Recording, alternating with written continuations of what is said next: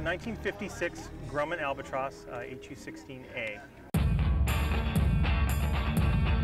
So aside from the massive scale of this ginormous plane, what else makes it unique? Well, it can land in the ocean, it can land on land. It was for search and rescue for the military, the Coast Guard, Navy, Air Force had them. And out of 464 of them built, there are 15 or less left flying in the world today.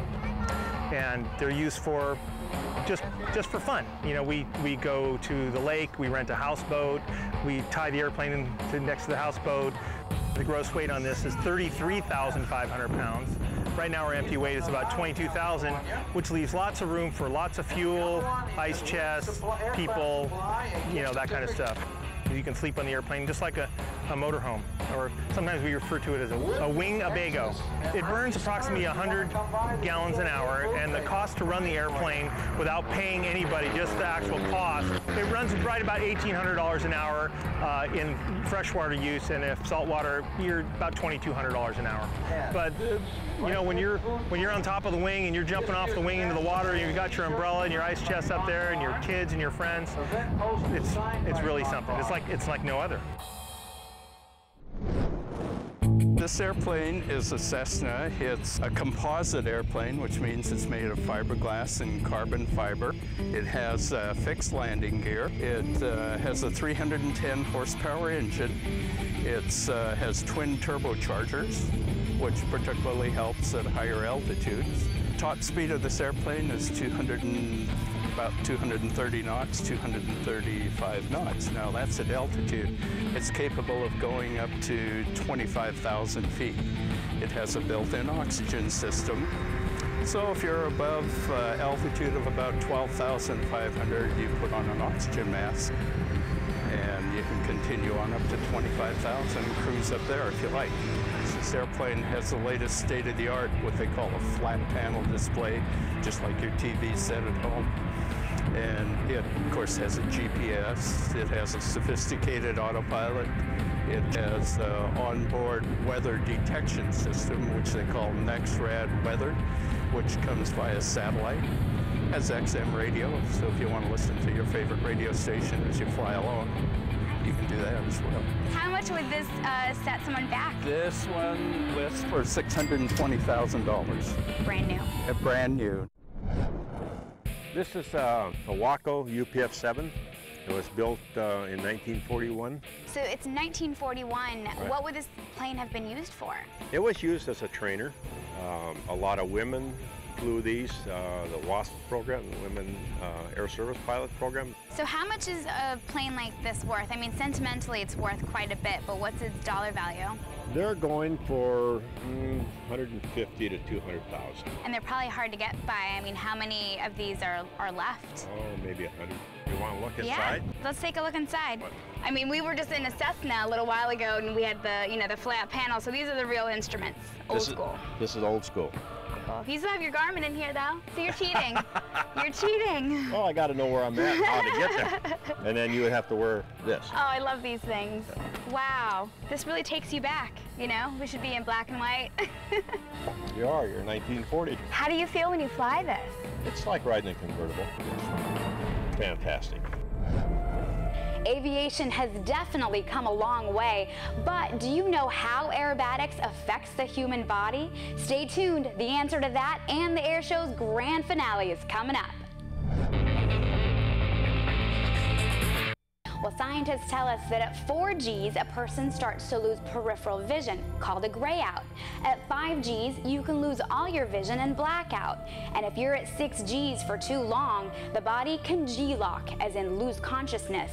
Well, the pilots in this next act actually pull 10 Gs while flying in formation. And to top it off, they'll attempt a rare stunt that'll make you flip. Kevin Hopkins loves the freedom of being a pilot, and he's got a knack for it, winning first place at the 2007 Alberta Aerobatics competition. But he admits he flies mainly to have fun with his toys. Being a pilot's like never having to really grow up, especially with these.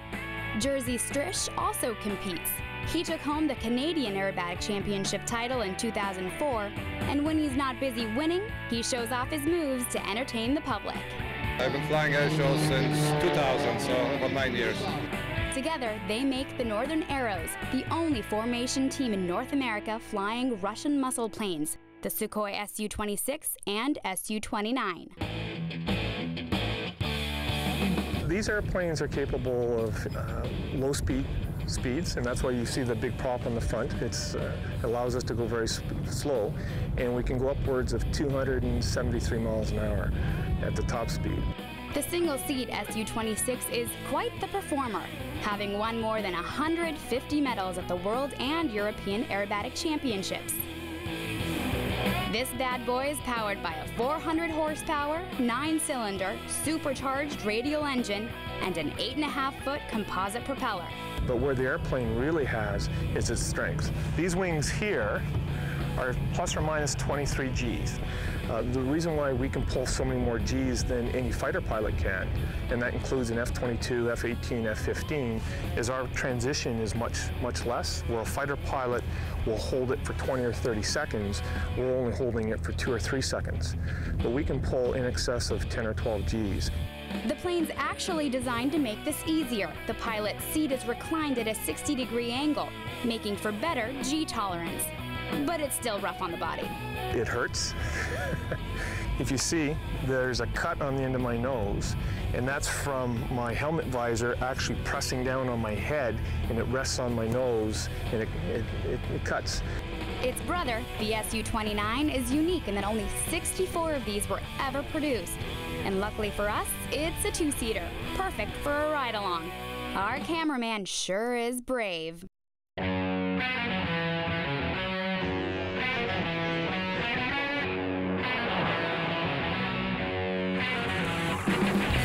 From the formation takeoff to the unlimited aerobatics, their show's a crowd pleaser. This high-speed, high-energy duo demonstrate rolls, hammerheads, and knife edges.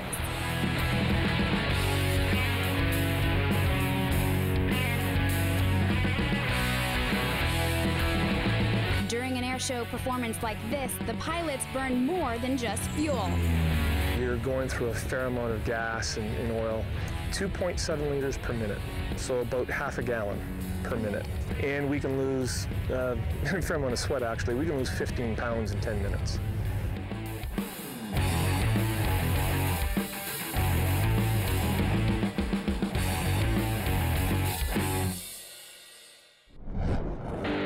The grand finale of them all is a stunt rarely seen, and the Northern Arrows are the only pilots in America able to do it in a Sukhoi.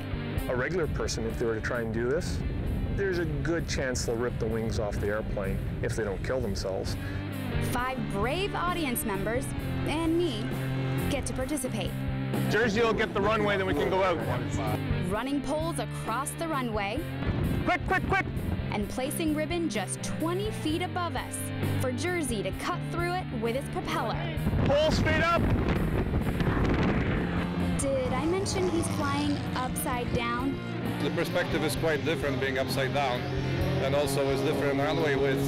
The perspective is different, so it's a little bit difficult to judge the height. A couple test runs allow him to judge his distance. You've got about 10 feet on that side of your wheel. But complicating matters are some strong winds. A little bit difficult conditions with bumpy weather and a little bit of a crosswind on crowds. So after a little correcting, Jersey slows down for the real thing. About 120 knots, which is just enough speed in case I have engine failure. I still have enough energy to turn aircraft right side up and land. Looking good, looking stable. Oh my God! That was terrifying. Now let's see it again. Was your heart pounding a little? Heart pounding, hands sweaty. They're still a little sweaty. I probably felt like you, terrified for a second there, but that was just so exciting and cool. Had you ever seen anything like that before? Never that close. We had the best seat in the house. By far. It was such a rush. Well, I hope you enjoyed this edition of Wealth in the Air. I'm Haneen Smith, and we'll see you next time.